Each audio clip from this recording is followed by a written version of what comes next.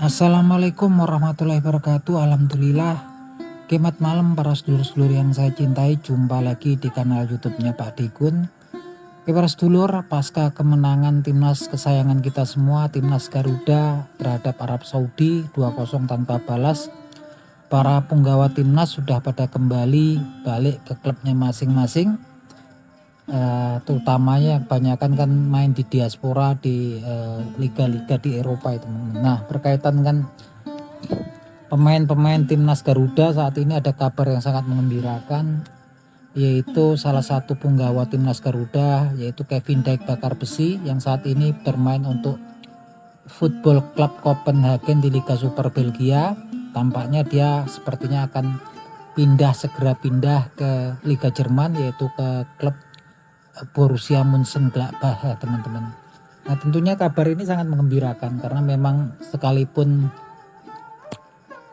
Football Club Copenhagen tempat bernaungnya si Kevin Dijk Bakar Besi ini saat ini juga bermain di Liga UEFA, tapi lagi-lagi Liga Jerman memang kualitasnya lebih tinggi kastanya daripada Liga Denmark ya teman-teman. Apalagi di Liga Jerman juga mirip di Liga Inggris ya, permainannya ketat, temponya tinggi, pressingnya juga ketat. Tentunya ini akan menambah pengalaman, kemampuan dan wawasan daripada Kevin Dijk Bakar Besi yang akhirnya nanti ketika memperkuat timnas sudah bertambah pastinya ya kemampuannya. Apalagi di bulan Maret nanti kan memang kita akan berhadapan dengan timnas Australia yang kebanyakan pemainnya bermain di Liga Inggris ya teman-teman. Artinya memang kita harus siap dengan pressing ala Liga Inggris gitu kan. Dan kabar kedua yang mengembirakan juga salah satunya back kita, yaitu back dan juga kapten timnas, yaitu JIZ yang saat ini memperkuat klub Venezia ya. Venezia yaitu di Liga Serie A, tapi Venezia ini posisinya saat ini di dasar klasmen Liga Serie A Italia ya, karena wajar lah karena baru promosi dari Serie B ya teman-teman. Nah si JIZ ini tampaknya saat ini memang jadi incaran dan memang lagi negosiasi, sedang memang dinego oleh salah satu klub papan atas Liga Italia yaitu Fiorentina. Saya ingat banget Fiorentina itu salah satu dulu klub yang saya senang nonton ya teman-teman, karena memang dulu Gabriel Omar Batistuta itu sempat jadi ikon ya sebelum dia pindah ke Roma dulu ya. Gabriel Omar Batistuta bintangnya Argentina, strikernya Argentina dulu, ketika memperkuat pertama kali pindah ke Italia dia main di Fiorentina, bahkan jadi legenda di Fiorentina ya teman-teman. Yang jelas memang kalau kemudian si JIZ ini jadi pindah ke Fiorentina ya bangga banget saya jadi warga Indonesia kalau kemudian ada warganya yang main di klub top papan atas ya, deretan papan atas 5 besar Italia ini kan.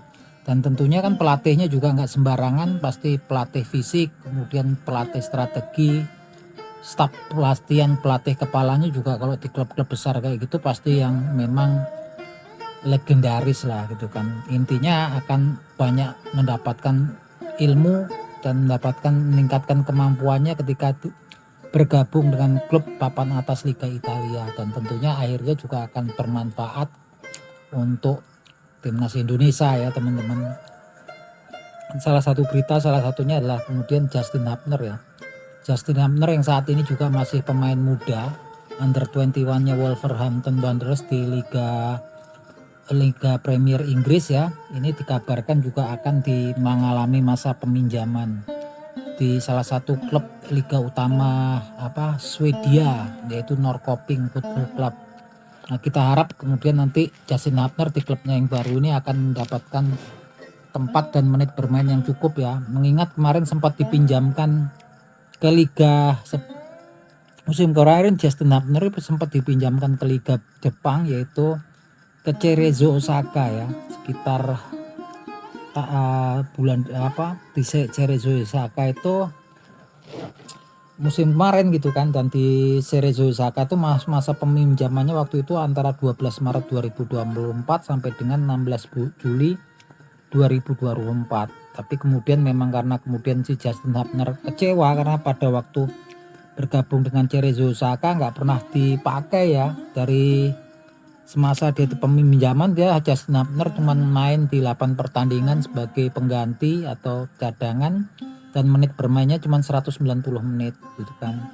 Jarang mendapatkan menit bermain dan banyak sebagai pemain pengganti. Makanya kemudian dia mengakhiri masanya itu lebih cepat ya. Lebih cepat ya waktu itu kan. Nah, saat ini kita berharap Justin Hubner akan jadi pemain utama nanti di klub barunya di masa peminjaman, dan tentunya kan kalau kemudian aktif main terus jadi pemain reguler walaupun di tempat peminjaman, pastinya juga kemampuannya akan tetap berkembang, fisiknya juga akan tetap terjaga teman-teman. Yang terakhir ini Rafael Struijk juga kabarnya bagus, yang saat ini sudah bergabung dengan tim di Liga Australia yaitu Brisbane Roar. Sudah mulai main sebagai pemain di skuad senior ya teman-teman, Rafael Struijk. Walaupun kemarin memang di 2 pertandingan terakhir itu kalah terus ya Brisbane Roar, tapi Rafael Struijk juga sempat melesakkan gol, dan memang kemudian dia udah menjadi pemain pengganti di 2 laga Brisbane Roar ya. Dan ini memang kalau sudah jadi pemain utama ini lumayan ya teman-teman, daripada kemudian diadu Den Haag cuma jadi pemain cadangan. Begitupun juga Marcelino Ferdinand, kita berharap akan mendapatkan tempat di tim seniornya Oxford United di Liga Championship ya teman-teman. Walaupun mungkin nanti Marcelino Ferdinand nggak masuk di Liga di pemain seniornya, tentunya kita berharap dia kalaupun di Under 21-nya Oxford United, kita harap dia jadi starter ya. Pastinya juga klub tersebut mengamati perkembangannya si Marcelino Ferdinand, apalagi kemarin tampilannya memukau luar biasa kalau ketika jumpa Saudi Arabia, dan tentunya pasti semua pihak timnya pastinya akan memantau hal tersebut. Dan saya yakin kalau saat ini mungkin kedepannya pastinya Marcelino Ferdinand kalaupun dimainkan di tim Under 21-nya Oxford United pastinya akan selalu menjadi starter. Dan ini hal yang sangat penting teman-teman, ketika pemain tidak berkembang ya pasti harus aktif berkompetisi ya. Karena saya juga dulu sempat menjadi atlet, walaupun dulu atlet catur ya teman-teman. Kalau nggak ikut kompetisi itu cuman berlatih aja terus ya susah gitu, nggak ada emosinya, tensinya juga berbeda, kemampuannya juga pastinya berbeda. Nah ini yang kita harapkan kemudian nanti pemain-pemain kita semuanya akan menjadi pemain-pemain mulai menjadi pemain reguler ya, starter di klubnya masing-masing. Dan kita berharap kemudian nggak ada pemain-pemain yang kemudian masuk timnas tuh sekedar kayak anak emas atau apa yang nggak pernah mendapatkan menit bermain, tiba-tiba dibawa terus gitu kan. Tentunya lama-kelamaan akan menimbulkan sentimen pemain-pemain lain yang ada di Indonesia gitu kan. Kalau kemudian ada pemain-pemain yang nggak pernah mendapatkan menit bermain di klubnya, tapi kemudian menjadi pilihan utama pelatih, dipanggil terus, ini kan ketara banget, dan pastinya jangka panjang menimbulkan disharmoni dengan pemain-pemain yang ada di Indonesia lainnya yang sebenarnya punya menit bermain yang cukup gitu kan. Karena memang ada ya beberapa pemain kita yang memang nggak pernah mendapatkan menit bermain tapi selalu mendapatkan panggilan dari timnas. Walaupun itu otonomi pelatih, tapi kan kemudian publik meresponnya juga pastinya dengan negatif dan hal-hal seperti itu.